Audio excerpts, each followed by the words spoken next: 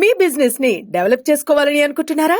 అయితే వెంటనే సంప్రదించవలసిన ఫోన్ నంబర్ 7729969299. కూటమి ప్రభుత్వంలో చంద్రబాబు నాయుడు గారు ముఖ్యమంత్రి అయిన రోజు నుంచి తిరుపతి పరువు ప్రతిష్ట ఎలా దిగజారుస్తున్నారో లడ్డూ విషయంలో చూసాం. మొన్న మనుషులు చనిపోయిన విషయం మనం చూసాం.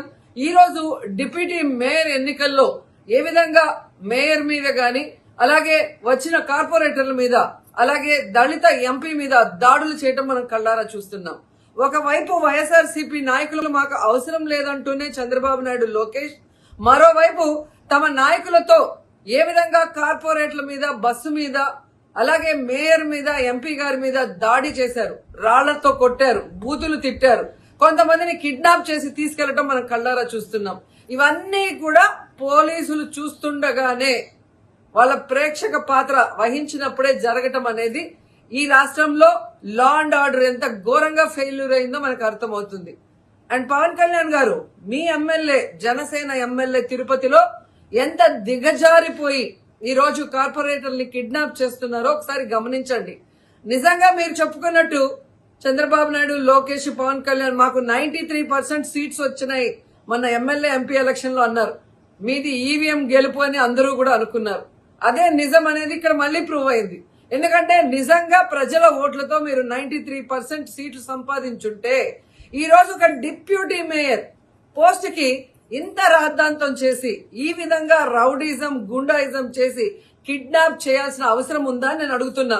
మీకు దమ్ము ధైర్యం ఉంటే, ప్రజలు మీ పక్షాన ఉన్నారు, మీ ప్రభుత్వం సక్రమంగా పనిచేస్తుంది, ఇచ్చిన హామీలు నెరవేరుస్తుంది అని మీరు నమ్ముంటే ఈ కార్పొరేటర్లతో రాజీనామా చేయించి మీ గుర్తు మీద గెలిపించుకొని మీరు ఎన్నికలు జరిపించుంటే ప్రతి ఒక్కరు మిమ్మల్ని శభాషను ఉంటారు.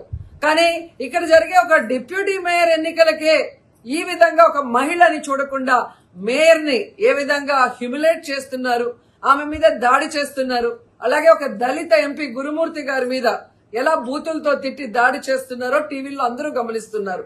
సో మీరు ఫెయిల్యూర్ అయ్యారు.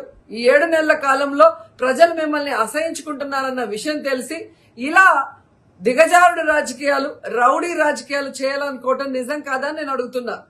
ఒకవైపు ఎలక్షన్ కమిషన్ మేము రిక్వెస్ట్ చేస్తున్నాం, ఇలాంటి కూటమి ప్రభుత్వం చేసే ఈ దారుణాలకి ఫుల్ స్టాప్ పెట్టండి.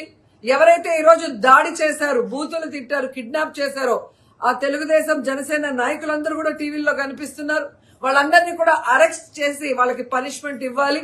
అలాగే ఎన్నికలు, డిప్యూటీ మేయర్ ఎన్నికల్ని ప్రజాస్వామ్యబద్ధంగా నిర్వహించాలని ఈసీని డిమాండ్ చేస్తున్నాం. అలాగే చంద్రబాబు నాయుడు, లోకేష్, పవన్ కళ్యాణ్ కి తెలియజేసుకుంటున్నాం, మీకు ప్రజల పక్షాన నిలబడి ప్రజలకి మంచి చేశాము అన్న నమ్మకం ఉంటే, మీకోసం ఎవరైనా వస్తే వాళ్ళతో రాజీనామా చేయించి మీ పార్టీ గుర్తు మీద మీరు ఎన్నికలకి వెళ్ళండి. 3 పార్టీలు ఉన్నాయిగా, బీజేపీ, తెలుగుదేశం, జనసేన. మరి మీకు ప్రజలు ఓట్లేస్తారన్న నమ్మకం లేదా? లేదా ప్రజాబద్ధంగా గెలిచిన కార్పొరేటర్లతో మీరు రిజైన్ చేయిస్తే వాళ్ళు గెలుస్తారన్న నమ్మకం లేదా అని ప్రశ్నిస్తున్నాను.